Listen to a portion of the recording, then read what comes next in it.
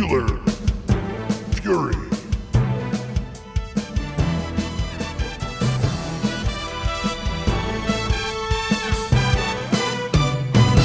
SteelerFury.com.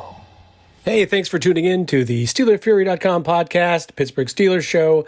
You are listening to part of our pre-draft extravaganza for 2024. This is episode 3, and this one is going to be a recap of old-time Steelers broadcaster, SteelerFury co-host SteelPerch, who will be giving his thoughts about the draft and the Steelers. A lot of good information coming up in this one. And without further ado, here's episode 3. Hello and welcome again to another exciting edition of the Pittsburgh Steelers show on the SteelerFury.com podcast. Does anyone ever tire of me starting every show exactly the same way? I know I do. You have tuned into the pre-draft extravaganza of SteelerFury that we have every year.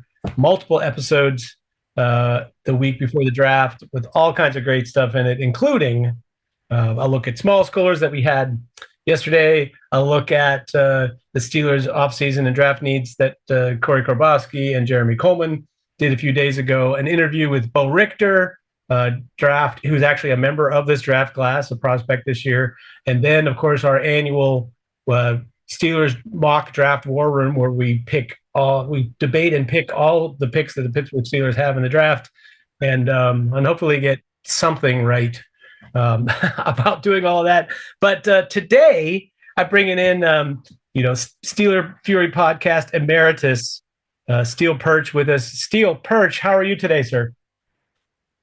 I keep trying to get out, but you keep dragging me back in. Yeah. How's it feel to be emeritus when you're like 40? Yeah, I'm closer to 50. So. There you go. Okay. Then it feels safe, right? Wow. Well, I heard a little bit of you and Emery Hunt the other day. I didn't get to listen to the whole thing, but I kind of laughed. We joke about this stuff, but the internet was kind of the Wild West when we started this. He was a guy who went around just kind of posted on message boards like, "Hey, I'm doing this draft stuff. Anybody want to read it and give me any feedback?" And it's kind of funny to see him, make a career out of it. And he was hosting some of the college bowl games and stuff over the last few years. So, but yeah, we've come a long way since the early days. I think I've been a member of the site since 1999. So it's crazy. Yeah, I know that for sure that in 2002 or 2003. I was already, part of doing this, but you guys you felt like you were entrenched in the draft world. And that's the thing about guys like you, Perch. UNFC were into the draft at a level that I didn't understand fully back then. And basically the only reason I ended up being interested in sort of undervalued prospects and small schoolers and stuff like that was because there was no room, there was no oxygen in knowing the top part of the draft because you guys had that stuff nailed. Yeah, I think I've gone the other way over the years. You kind of gone really, really in depth, and I've kind of been like, I don't have time to watch as much football. I kind of get really into certain prospects or certain position groups, and that's what I focus on. Like, hey, the Steelers really need a new defensive end next year, and I'll seek those guys out and watch it. So I'll have a really good, grasp on that. But once you get further down the list, I start fading off. I'm not as into this stuff as I used to be, but I still definitely know the top, 100 guys and certain position groups I get really in depth on. Yeah, well, so the Steelers' needs, I'm sure, is part of this. But let's before we get to the Steelers' actual needs for the draft, tell me about. I haven't actually heard from you much during the offseason with the Steelers. What's your take on the moves they made? It was probably they were more aggressive, I guess I would call it, and moved pieces around a lot more than we're accustomed to seeing. Yeah, it was the most anti-Steelers offseason in my lifetime. And they did something that I didn't think I'd ever see the franchise do. And I'm talking about moving off Kenny Pickett to dump a first-round pick within 2 years of picking him. He wasn't, absolutely complete, total, utter washout bust. And, he wasn't that bad of a character guy to do all that. Now he isn't a good player, granted. And I was probably the leader of the guys banging that drum. And he did have some, poutiness to him and that sort of a thing. But for this franchise to give up on a local kid quarterback 2 years after they drafted him, that was my biggest fear was what they would not do that. That they were going to ride him for 4 or 5 years, no matter how mediocre he was, no matter how obvious it was that guy is not the guy. And we were going to be stuck here. And I was just, completely writing off the next few seasons, just knowing that we were, the stubborn franchise that I've known and loved my whole life was going to be loyal to this guy and stick with him. The fact that they recognized that, got rid of him, the fact they recognized the issues with Deontay Johnson, both on the field and personality, locker room stuff, getting rid of Matt Canada. I mean, if I had a checklist of things that I bitch about on a message board to some random guy on the internet, of things that the Steelers were screwing up and had to fix, this is the first time in my life they've ever actually fixed them all. So, yeah, it was just such a culture change and such a shock what they did, and it was all good.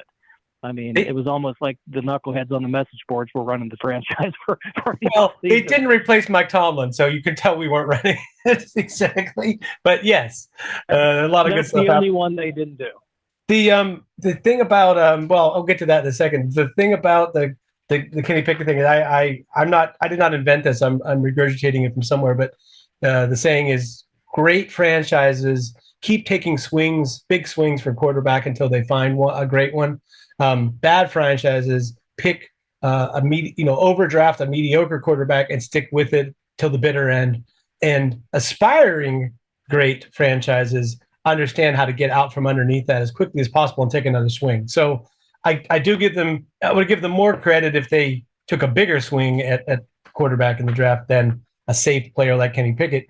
But I do admire the fact that they got out of it. I think that's a hard thing to do, is to walk away from that investment, because you just know it's, because to me, if there's no possibility that guy is going to be an elite quarterback, tops of the league, teams are afraid to play him, there's no reason to coddle him or spend 4 years trying to develop him. It's like you can pick up a mediocre quarterback on the street. So, as to Tomlin, I was just going to say, in a way, don't you feel like all these moves are set up to like, here, Mike, we're going to give you everything you need this year, and if you can't figure out a way to do it better, and enough to get some playoff wins and really contend for a Super Bowl, then if you don't give us hope, then your job might be on the line. Maybe not in so many words, but it does feel like they've kind of given. I think they're getting ready to move. Can you hear me? Yeah, go ahead. I'm sorry. It seems like they're trying to move from one Rooney to the next. You've got Omar Khan, and then you've got the other GM they brought in from Philly, and you've got Tomlin. It's a really weird shakeup of the power dynamic there, and I really don't know who's the one pulling the trigger on a lot of these moves right now. Is it something where the front office is kind of starting to align themselves against Tomlin to kind of cover their own ass and saying, hey, look, we're giving him absolutely everything he needs and he's still not winning? Or is it, is it coming from the top where ownership's kind of like, hey, we got to quit doing things the way we have been and start getting more aggressive?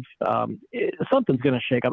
Until the Steelers move on from Tomlin, I don't think it's going to happen. I think we'll probably get another 2-year extension here this offseason, and he'll be safe until he wants to leave, unless the wheels really fall off. So, yeah, it's interesting because all the years with Colbert and Dan Rooney and Mike Tomlin, everything was so steady, and you kind of knew who was making the moves and where those edicts were coming from. But now there's a lot of gray area of what's going on behind closed scenes there. I mean, does it feel like the Arthur Smith signing, do you think it's a needle mover, or do you feel like it'll just be Mike Tomlin running things with another offensive coordinator? They're going to play the style of ball that Arthur Smith plays, and the style of ball that Arthur Smith plays is the type of ball that Mike Tomlin wants to play. So I think Arthur Smith's going to be given the autonomy to run his offense because it's the type of offense Mike Tomlin would want. So, but yeah, I mean, he's got it's a system that's worked in the NFL. Maybe not so much in Atlanta, but when he was with Tennessee, the play action that he's going to be able to do with the two mobile quarterbacks we have now, the run game that he's going to be able to do with hopefully our rebuilt O-line and the two good backs we have, everything sets up to mesh well. So you've got, round pegs and round holes for a change, where we had some square pegs and some round holes the last few years. You've got everything lined up where you've got the head coach, the offensive coordinator, and the talent and position players all lined up to do one thing and do it well. So there shouldn't be any excuses at this point. As long as they get the draft right and, fill some of the holes that we're about to talk about, I think everything's set up well for it. Yeah, but before we talk about holes, let's talk about two players in particular that I think are being counted on that aren't necessarily great fits for an Arthur Smith offense. One would be Najee Harris, who although he had some success running what, people who charted games refer to as outside zone, it's not really like the Arthur Smith kind of outside, zone gap running that we're accustomed to seeing Atlanta and Tennessee do. But it just feels like maybe he's not the perfect match for that. And it also feels like Pat Freiermuth is not necessarily a guy to be the every down tight end in an offense that really depends on tight ends to block and get open via play action. How do you see those two players fitting in? I'm less concerned than what you are. I think Najee, it's more than anything, it's going to be a power game. Like you said, outside zone. Jaylen Warren, I think, fits real well with that. Najee's going to be able to use his power and durability I think that those two will find a way to work out pretty well. And Freiermuth, I don't think he's an awful blocker. He's not a dominant blocker. I think he's good enough. And I think maybe you underrate his ability to run routes, get open. Maybe I overestimated, but I think he's going to be just fine in the offense. It's going to come down to the second guy. Is Darnell Washington's blocking going to be, he's a guy who's got some dominant blocking and he's got some awful blocking. Right. He's kind of up and down. But if those two can kind of come together between the four of those guys, those two tight ends and those two backs, I think they'll fit the offense just fine. The thing is, apparently Najee Harris dropped weight significantly, and Pat Freiermuth added weight significantly in the offseason, which may impact things. But I would say about Darnell Washington's blocking, one thing that I noted is you talk about these two tight ends that we have. Freiermuth, when he's in a sort of the H-back role where he's on the move and then blocking smaller players on the move, he does a really good job of that. I think he's actually, I would call him a good to excellent blocker doing that. But the problem is they had Darnell Washington in that role trying to move and make blocks in places where he had to get to a target point and was just not quick enough to get to that target point. Whereas I feel like if he's in line with what Arthur Smith does, it makes a lot more sense. So there's another sort of square peg round hole thing that, like I said, the problem with that is then you end up with theoretically your best pass catching tight end he's either not on the field as much or they're only running two wide receiver sets most of the time, which maybe if you watched Atlanta, I don't know, did you watch any of what Atlanta did last year? Yeah, I watched some. I didn't, not extensively, but I probably saw 4 or 5 of their games last year. It's just like they're on the move. They got guys going in different directions, and it's you have to, when you're a defense, you have to be honest about the run could go different directions, and you don't know who's the lead blocker or whatever. Like as opposed to an offense where there's a fullback moving, and as soon as you see the fullback go, you know where the run is. So that stuff's all great. I just wonder if they'll end up using those guys in a better role. I hope so. I think an Arthur Smith offense can work if you have the offensive line that gets off the snap and works in unison, because they're going to be moving a lot in an Arthur Smith offense, and to have backs that can one cut those gaps when they form on the outside zone, and tight ends who can do it all. I think it's very difficult to have guys who are only good at kind of one thing as your tight ends. For what he's had in Tennessee and Atlanta, he's had guys that are really threats to do everything.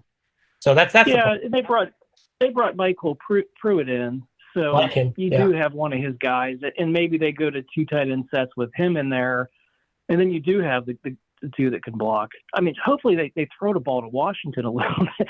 That would be nice. Everything we brought him in and thought they would use him in the red zone and throw. I mean, what did he get? A handful of passes all year last year. It was crazy. But yeah, I think he could be more of a weapon in the passing game if they give him some opportunities. Yep.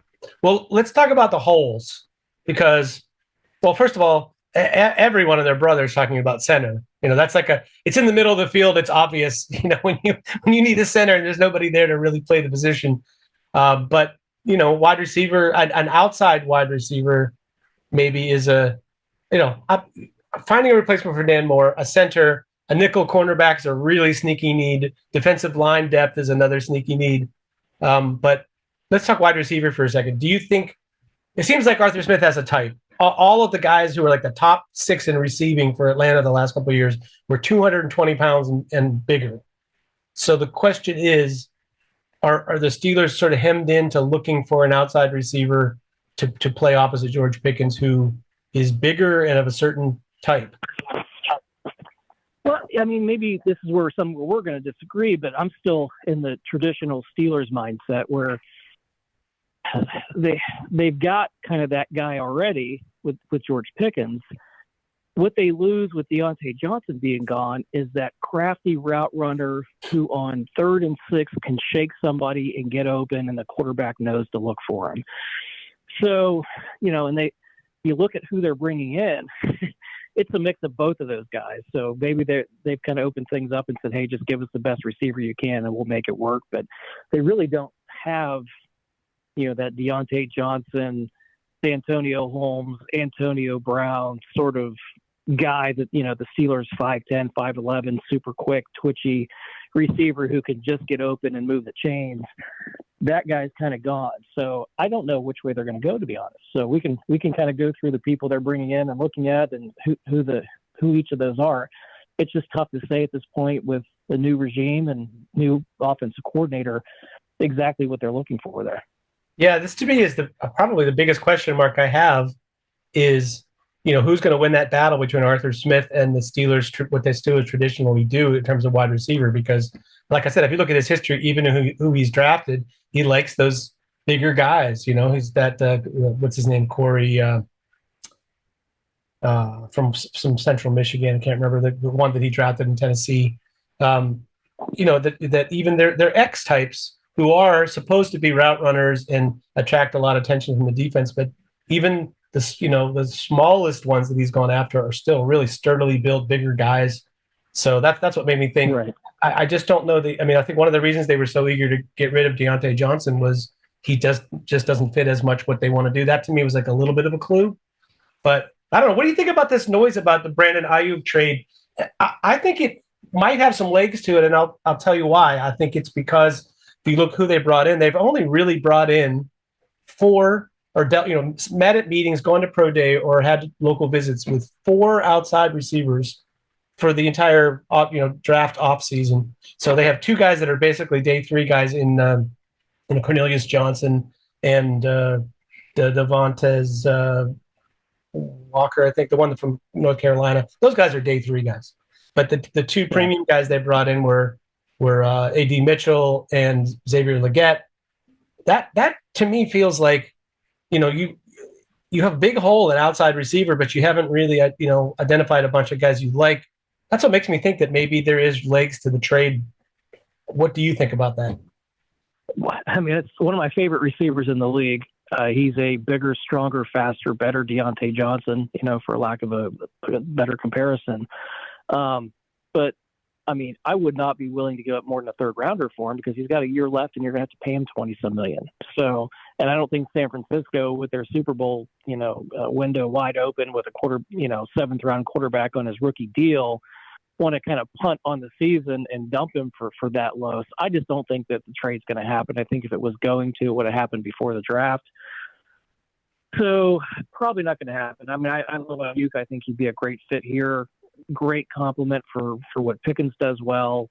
I just don't think it's going to happen. So I'm kind of focusing more on the draft. That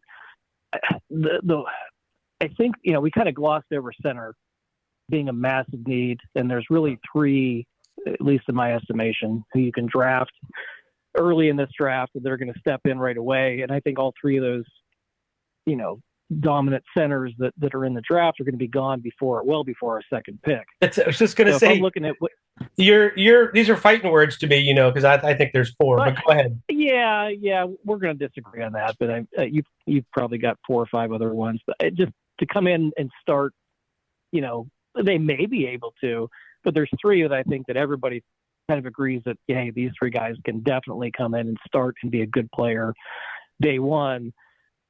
To me, I think that the first round's kind of got to be center. One option that might be smart there is to trade back from 20, knowing that somebody like Zach Frazier is probably going to go between 30 and 40. If you can move yourself down to, say, 30 to 33 and be comfortable to be able to get that person, pick up another, second, third round pick or something in the process, and then, give yourself another bullet for the draft. But I kind of think that's what they needed. So I'm thinking that with the 2 big holes that we're looking at, I think we probably both agree on these. They have to get a center. They have to get a starting outside receiver. If you get the center in the first round, that kind of puts you looking at receivers in the second round. And I'm kind of going through the list of who fits and who they've shown interest in. Xavier Legette, I think, is the one that fits talent-wise what the Steelers need, Arthur Smith's profile. I think he fits really well. Like I said, Roman Wilson out of Michigan, I like a lot as a comp to Deontay Johnson. Very quick. I think he's going to be a better pro than he was in college because he played for Bass Ackwards, Michigan. But, his route running, I think, will get even better in the pros. But he's just kind of a nice Deontay Johnson replacement. Malachi Corley is so fun to watch, and that guy's physical and he's tough. But, I can't watch his tape without thinking, man, all this guy does is catch screen passes at the line of scrimmage and then bowl people over. I'm sure he can run routes or he'll be able to run routes, but just the tape is like, all right, hey, get the ball to the guy on the outside for, a 2-yard hitch and then let him run for 12 to pick up the first down. He'll probably be a good player in a few years with some NFL coaching and seasoning, but yeah, he's a fun watch. Washington guys. I'm just going to say I'm with you on I don't know, is it Legette or Legit? I have no idea. He's legit though. That much I know. Legit, whatever. Yeah. Yeah, exactly. We know what we're talking about. He is like you said, checks all the boxes. I also the idea of him being he's a real go and get it, and catch it deep ball guy. That you could think that's all over his tape, right? And even if you have Russ Wilson for only one season, that's the one thing Russell Wilson does as well as anyone in the NFL right now is throw the deep ball accurately. And if you have at least one guy out there who can run the 4.3s and go and get it, that's a huge. You saw what Mike Wallace did. I think Mike Wallace was a more limited wide receiver than Xavier Legette, but they made a lot of hay with that because they had the connection and throw the deep ball to him, and he was always open, going deep. So I like that fit. I just think that's a trade up. I can't imagine. You said Zach Frazier, going 30 to 40. He might even go earlier than that. I think Legette, there's almost no chance he makes it to 51 because there's not that many guys in the draft who are big enough to play out or really outside receivers who have that kind of speed and skills. Even though it's such a deep draft for wide receiver, and we've seen it happen before where, hey, some receiver we thought there's no way is going to fall down to the middle of round 2 falls down to, late round 2. And that happens. You're talking about comps, DK Metcalf. He's very similar to DK Metcalf, who Russell Wilson played with. And where did he end up falling? Well into round 2. So I think it is possible just because the depth of the teams who really want a receiver are going to grab those top 5 or 6 guys, throughout round 1 into early round 2, and then there's probably going to be a little lull for that second group. It's possible he falls. Or it could be a trade up candidate. Trade down, get your center at the bottom of round 1 or early round 2, and then take that pick you got and trade up to early round 2 to get your receiver and fill those 2 needs. But that feels like up in the cup.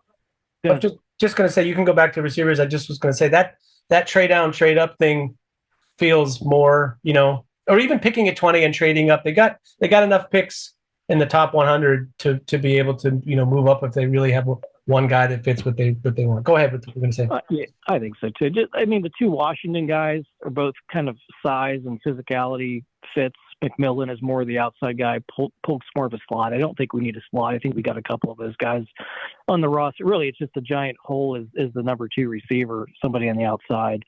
Ladd McConkey and Xavier Worthy and Ricky Pearsall, I think all kind of fit that second round profile, people who can get open and, good quality receivers there. Donnie Mitchell is, him and Coleman, I think, are a little bit more similar to Pickens. I just don't know if that's the way they want to go. Mm-hmm. And do they kind of fill late 1, early 2? It's just, how are all the teams going to stack these receivers? That's why I think Xavier Legette has a pretty good possibility of being around at 51. Somebody may fall in love with him. I heard people saying, well, he may go at the end of round 1. And other people were saying, well, he's a late 2. So yeah, it's just so tough to say. It just takes one team to fall in love with a player to get them taken early. But there's just so many different types of receivers that are really top 64 picks. I mean, there's a dozen of them. Yeah. And what does a team need? Do they need a speed guy? Do they need to stretch the field? Do they need a slot guy? Do they need a possession guy? It's just, what are you looking for? And there's big questions on what the Steelers are looking for and what the teams in front of them who are picking are going to go after. But yeah, I mean, to me, I just think that they've got to find a way to get the center and the receiver picked in the first 2 rounds, or they're going to be, struggling a little bit to take a little bit of a project and put them into a major role right away. Yeah, I mean, I'm with you, man. And those aren't the only 2 holes they have, by the way, I've heard Legette to New Orleans at like 39 or 40, wherever their pick is the guy that they really love. And I just thought a second ago, I realized that, because of his name alone, New Orleans has to go after him, right? He'll sell jerseys with his like Cajun name. But he's no T-Bob Hebert. No, but he's, but still he's close enough. The center thing, Hunter, I don't know. I'm going to die on the hill of Hunter Norzad. I'm not the only one. There are some people whose opinions on O-line I actually rather respect. I think that both Duke Manyweather and also Lance Zierlein, that those 2 guys are very high on Norzad as well. And in a way, I feel like he's very experienced. He has 40 starts, of which the last 2 seasons he was, at least he was all conference honors the last 2 years in a Power 5 conference. And he's got good size and length, like for a center, especially his arm length is better than anyone else in the class, basically. So I'm just wondering, you're the Penn State fan. Tell me why he doesn't get more attention he's not more in that group of why isn't it the top 4 instead of the top 3? I don't think, I think he's a good NFL prospect. He could probably be an NFL starter. Really only 1 year at Penn State, really just a 1 year playing center there. Showed out pretty well in the postseason here in the bowl games and through the combine and everything. So I think if you miss out on those, I just think the first 3 are just slam dunks, right? Powers Johnson and Frazier. I mean, those are, career long centers, guys that have done it at a real high level. And I think the Steelers definitely like those 2. Graham Barton has played some center, and he's got a ton of physical tools. Those 3, to me, just you can pick those guys and the first or early second, and they can be your day 1 starter. It's just the Steelers are in a position they don't have a center, real dedicated career-long center on the roster at all. So you just have to have one. So that's one more where I am. But yeah, you're right there. But just one more thought. JPJ, Chad Powers Johnson, he has the same amount of time starting at center as Norzad has, and he has much less. He only had 1 other start, I think, or 2 other starts, on offensive line period his whole career. So that's what I'm saying. It's like there's this perception that JPJ is more experienced and ready to go, but he only has 13 starts at center. So it's like he was not a starter before this year. He's more of a one-hit wonder. And you are usually the guy who poo-poos the guys that only showed out for 1 year. That's what makes me. And you're a Penn State fan. Like I said, it's funny to me that you are not higher. I mean, that you don't put the comparable way. I've had a love-hate relationship with Penn State's O-line for a number of years because they just seem to underperform, Fashanu at left tackle, that guy's legit. He has the perp seal of endorsement for Penn State fandom. He's going to go in the NFL and be a very good player. I think he's worthy of a top 10, 15 pick. Mm-hmm.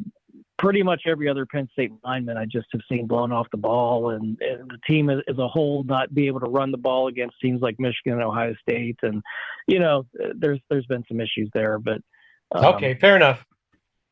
So, yeah, I mean, and Norzag, again, I only had 1 year of experience really watching the guy. He was good, and I think he's been better, in the postseason stuff, in the bowl games and the combine and all that, and getting his measurables. And, again, it might be a player who ends up with a better pro career than a college career. That happens sometimes. But Sure. I just, for my own peace of mind, I have trouble saying – we don't have a center on the roster, but I'm cool waiting until round 3 or 4 and taking somebody who's a little bit longer of a shot than more of a sure thing. So, sure. But that's where I am. I mean, in offensive tackle, I mean, the Steelers have put a ton of work, and it's a great tackle class. Mm-hmm. Maybe they do take the tackle first, the receiver second, and then the center third, and then that puts it back into kind of the realm of what you're looking at. Well, it's funny. This every time they say publicly before the draft, oh, this class is so deep at X position. It's such a deep edge rusher class. Then they take somebody like first. Like they don't think of it as, oh wow, there's 3 rounds of tackles that I like. I don't have to hurry to take a tackle or a wide receiver or whatever you think is deep. Exactly. And instead, they're like, oh well, that means at pick 20, we're picking the 4th or 5th best offensive tackle who might be the 2nd best or best in some other year. Like that's the way they look at it. Which, I guess I've grown to understand a little bit in recent years, but the fact that the tackle class is so deep doesn't make me think that they'll skip it in round 1. If anything, it makes me think they'll walk up there like, oh, Mims, if he was healthy, would have been a top 10 pick, and we're going to get him at 20. I don't know. What's your take on, once again, I know you favor guys who are more experienced and have, a little bit better track record. Mims is a anomaly in that way. I think he's very highly regarded because he played really well when he played, but between the injuries and everything, half of a season is really all you really got out of him. It's a little bit of a projection. I'll kind of go through my thoughts on the tackles. I think Alt and Fashanu are left tackles in the NFL, top 10 worthy picks most years, really good players. Steelers have no shot. I think Fuaga is probably the best, safest right tackle in the class. I don't think there's any chance he falls to 20. Guyton, I don't think is good enough for pick 20. I think he's got some holes in his game. Batanu, I don't know if he's a guard or a tackle or where he goes. He's probably gone by 20, so I'm not quite sure that's a great fit, which leaves me with, Latham and Mims. So if the Steelers are going tackle in round 1, I think it's one of those 2 guys. Latham's a little bit safer. Mims maybe has more upside. Both of them, I think, would be really good picks for what the Steelers want to do. And what they can do. Yeah, Mims scares me a little bit. Anytime you're taking somebody who's got very limited starting experience in college, or, I usually hold that out for quarterback. The thing that pisses me off about some of these quarterbacks where they suck for 3 years and then, they're 24 years old and they've got 2 or 3 NFL caliber receivers and they throw for 4,000 yards and look like studs beating up on Akron. That you've got to do a lot more for me than that. But yeah, some of these tackles, you're at Georgia, you're at Alabama, they've got 3 NFL tackles on that roster in front of you. Yep. One's a senior, one's a sophomore, one's a redshirt freshman, and you may only get 1 year there. And that's kind of where I kind of see Mims. And you could just tell the guy's got the measurables and the strength and the mobility to be a really good player. But yeah, there is a little bit of risk there. But Latham and Mims are the 2 I think that would fit the right tackle spot, allow us to move last year's first pick to the left side and kind of go from there. So if the Steelers go center and let's say wide receiver in round 2, what kind of tackles? I mean, I don't know. Is your knowledge of the NFL or college football these days enough to say who you think might be the tackles in that sort of 3rd round area where the Steelers have a couple of picks?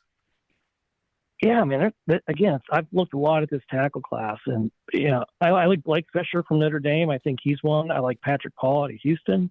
The guy up in Washington, Rosengarten, he's another good one.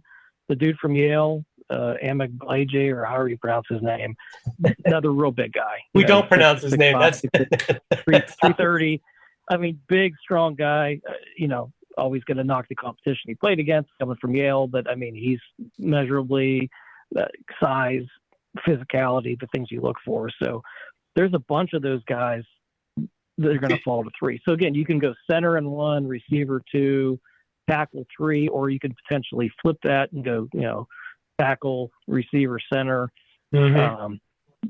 There's options there. But to me, you've got 4 picks in the top 100, and those are 3 positions you absolutely 100% have to come out. Just me thinking, I just think that I would want to trade down in route if I could do it ideally, wave the magic wand, move down in 1, get some extra picks, go up in 2, and get, center in 1 late at the end of the round, up to get the best receiver you possibly can in early 2, take a tackle at 3, just because the class is so deep. And you're looking for we don't need a left tackle, we need a right tackle. Right. And you can always find a good physical right tackle who's maybe a step slow in the pass blocking, and that's why he's a right tackle to begin with, but you want him because you want to dominate people in the run game. There's always guys like that in the draft in the 3rd round, and I just named a half dozen of them outside of those 6 or 7 that are going to go in the 1st round. So that might be the smartest way to do it. And then you've got to kind of I think the Steelers are also going to be active after the draft, maybe signing some players that they didn't get because we didn't get to all the holes yet as far as defensive line and cornerback and safety and linebacker. I don't think they'll be able to use the 4 or 5 premier picks they have in the draft to fill all those holes. So I think they're going thrift shopping in free agency after the draft is over. Yeah, most definitely they are. I like Walter Rouse, by the way, from Oklahoma. I think he's a nice one of those guys, like you said. I don't think he's going to be a left tackle in the NFL, but he seems to have a lot of good qualities. Tylen Grable from UCF is another guy that's like pure right tackle, but he's, I think, better than advertised. And then the guy the Steelers brought in, Travis Glover. I don't know. Did you see him? Did you see the Senior Bowl practices at all? Yeah, I saw a bit, and I do know that they brought him in. That's another big guy. And then local guy, Matt Goncalves, I know they looked at him. He's more of a left tackle, but he might be a nice swing tackle if they miss out on tackles and they're down around round 4 just to get some more depth.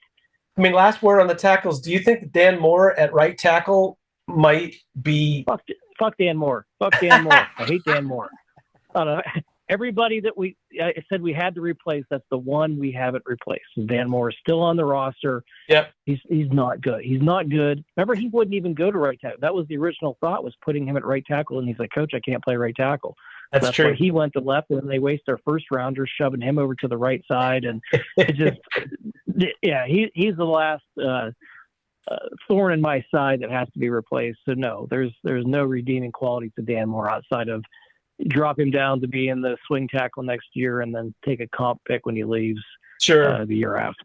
So let me just ask you a couple of quick questions about the other holes. The defensive line situation, I mean, who knows?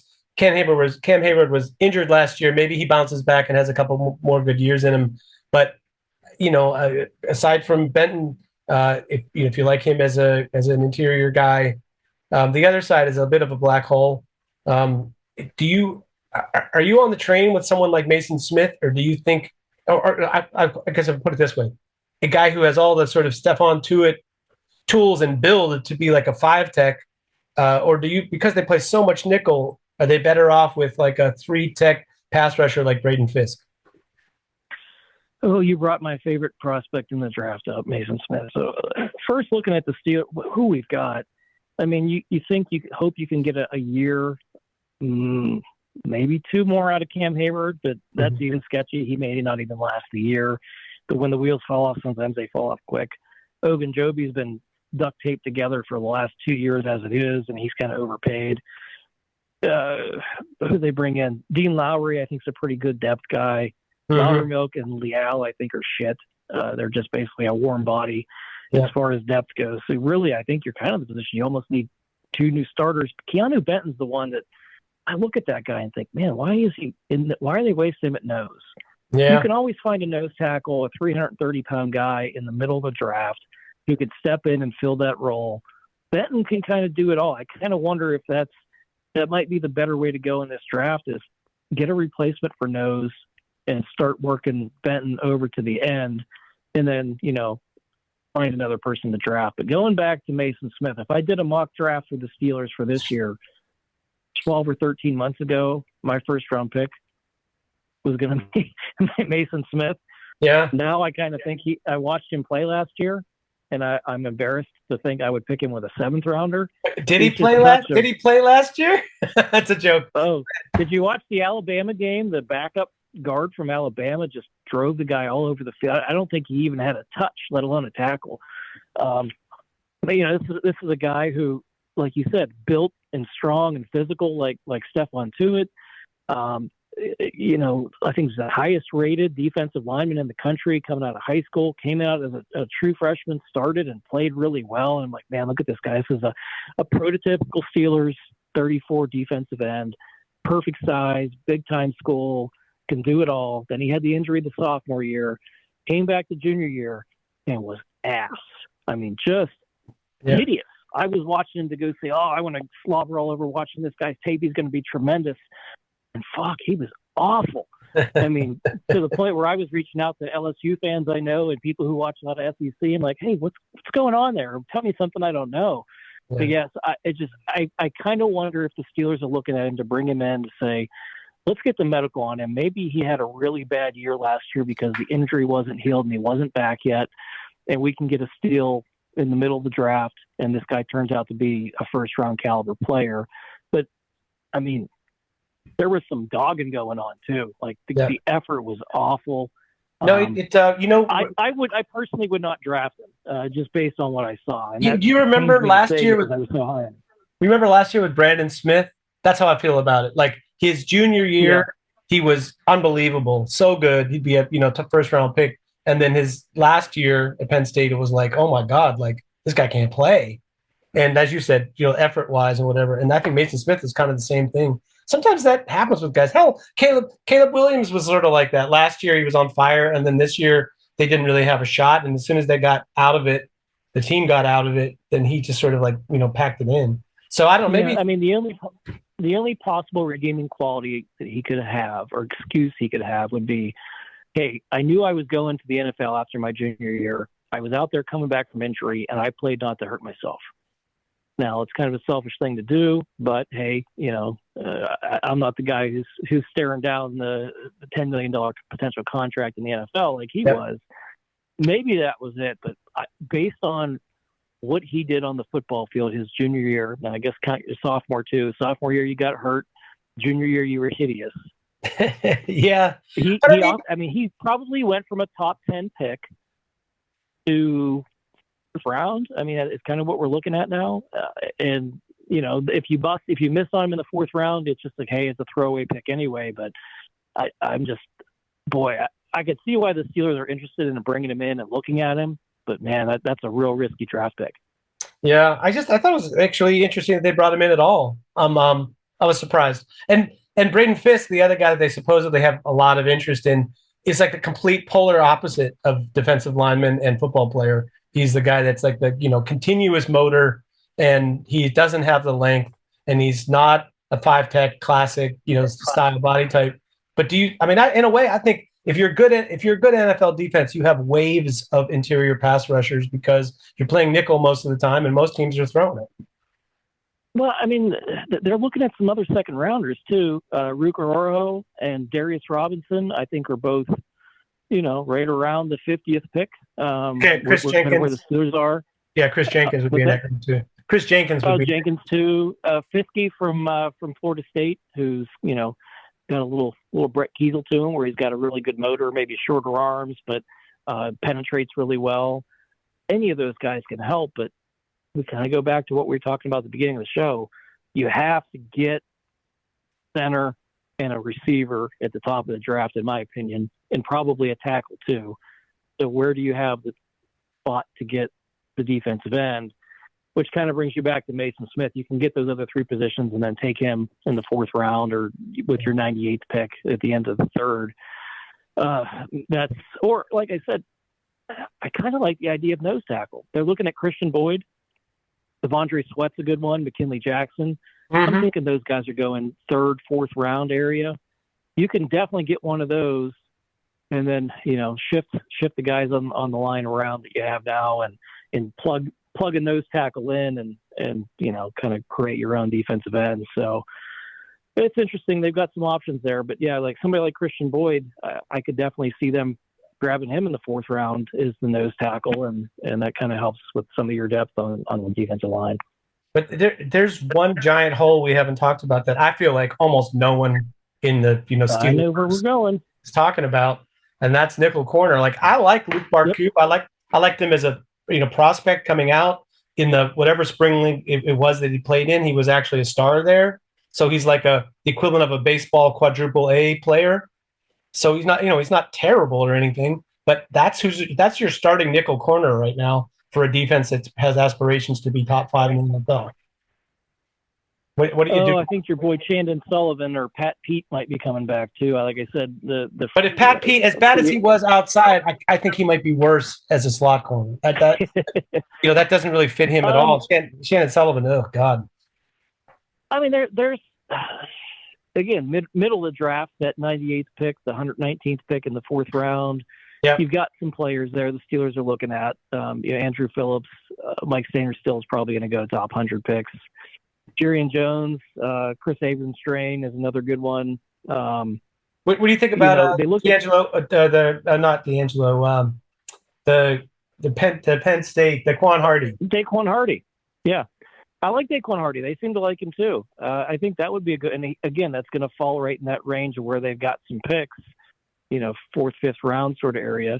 And they brought in Cooper DeJean too, and that's he's kind of a safety. He's kind of an outside corner. I'd hate to waste a 1st round pick on a slot or a guy without a dedicated position. But that's an option. I like Jaden Hicks out of Washington State too. He's more of a safety, but I think he can kind of play that spot. So there's options there. They're going to be in that 4th round range. So, I think Andrew Phillips. I was just going to say I love Andrew Phillips. I was going to say I think this might be the deepest position group in the draft, like really deep, meaning you could be in the 4th round or 5th round and find a guy that could start for you. Well, I've said for years the nickel corner or any corner under 5'10", you don't touch in the first 2 rounds. You're going to find those guys in the middle of the draft every year. That's kind of where they go. So this year being no different. You've got that pick 98 and 117 or 119, whatever it is. Those 2 picks is kind of what you're looking at for this spot. But I had the needs rated: must fill, major hole, center and wide receiver. Big need, starter upgrade needed is offensive tackle and nickel corner. So I think we're on the same page there. And I think they need depth at the outside corner spot too. I mean, to me, they've had 2 NFL caliber players and a 3rd guy who was injured as a rookie last year, and not much depth. And then we didn't even talk about, I guess we talked a little bit about defensive end. We haven't talked about another backup for safety or inside linebacker. They need depth at those spots too. Yeah. So whether it's later in the draft or back into the free agency, some cuts during camp or cuts during people who are still in the open market after the draft. Quan Alexander, maybe. I don't know if he'll be healthy to come back and play. I know they were looking at Justin Simmons, but couldn't get the dollars and cents worked out with him. And who knows? I mean, it's been such a wild offseason. Maybe they bring in some more names. Hey, I sure hope so. It does feel very on the Steelers like the offseason, not for just the reasons of like going out and changing quarterbacks and dumping Kenny Pickett, but also for the fact that they left themselves more holes than we're accustomed to seeing before the draft. And it's not like they have 13 picks. They are healthy in the top 100 with their 4 picks, but yeah, it feels like it's going to be quite an adventure to fill all those holes. Before we let you go, let's just talk about the draft in general for a second. Stuff that players that maybe aren't coming to the Steelers. How do you see this sort of 1st round shaping up? I mean, the talk right now is that everybody's going to jump up for quarterbacks and they're going to take a Michael Penix in the top 15 picks, which is ridiculous. But I just wonder how you see this. It sounds like there's not going to be a defensive player picked in the top 10, which is crazy to me. Yeah, I would just about bet a paycheck that this draft is going to set a record for most offensive players going in the 1st round. I'm gonna call my shot now. 22 offensive players in the first 32 picks. Wow. I really think there's going to be 6 tackles, 3 interior linemen, 5 receivers, 4 quarterbacks. I mean, it's going to be great. A tight end are all going to go early. And then you kind of look at the defensive players. It's like, all right, you got 1 or 2 defensive ends. They're going to go 1 or 2 corners. There's just not a lot of big time defensive players in the draft. And there is a ton again, quarterback, receiver, and tackle are just premier positions in the NFL, along with edge rusher and maybe corner. And there's, like I said, there's 4 probably defensive ends and cornerbacks combined that are, almost definitely going to go in the first round. But it's going to be, I'm going to say 22, 23, something like that offensive play. I think, what's the record? 19 in the first round of the draft. I'm going for 22 this year. I mean, I think they're not just going to beat it, they're going to shatter it. So that's what I'm going to see. The quarterback thing, you're definitely going to get 4. Maybe you get a 5th in the first round, but probably 4 quarterbacks in the first round. And all those, those top 3 receivers are definitely coming off the board in the top 10 picks. So if you got 6 guaranteed, or no, I guess 7 right there, just between quarterback and receiver in the top 10, and then throw a tight end in there too. So yeah, it's going to be nuts. Do you which defensive tackle do you think is going to go first, Johnny Newton or Murphy? That's a good boy. I think they're so close. Just different flavors, right? Yeah, different flavors of the same thing. I would say Murphy goes first. It just depends on, who's going. I guess they're kind of the same sort of position, same sort of talent, same sort of player. But I think Murphy's maybe just a little bit safer, a little bit better. Yeah, I kind of think Newton, I would say that just the tape, leaving everything else aside. I don't know anything about their medical checks or how they interviewed or any of that kind of stuff. But I think Newton's tape might have been the most impressive tape that I saw for an interior player. It just, tough. And Cooper DeJean, it's like, okay, yes, his position isn't so defined, but what a great football player, man. And the return aspect of that he brings is, another level entirely. So, I mean, I'm a big fan of his. Yeah, I mean, he's he could definitely just be an outside corner and that's it. But I just think he does provide that flexibility where he could be a free safety. He could be the nickel. He could be the return man. There's a lot he can do. I think Terrion Arnold is definitely going early. Quinyon Mitchell is, those 2 are going on the top 20. And then Cooper. I was going to say, who's the next?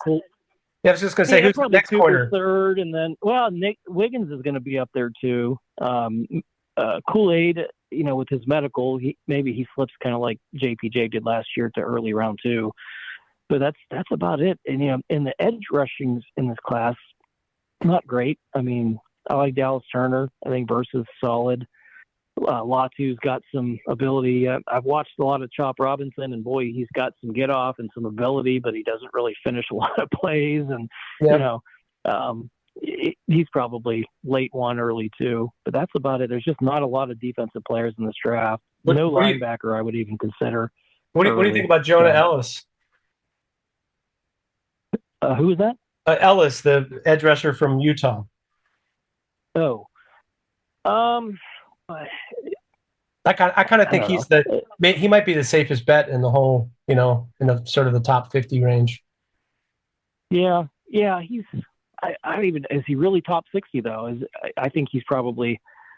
Yeah, I guess probably end of round 2, maybe 3. Just if somebody's needy for that position, but I mean, he doesn't really jump off the tape to me as somebody who you've absolutely got to rush up and go grab. But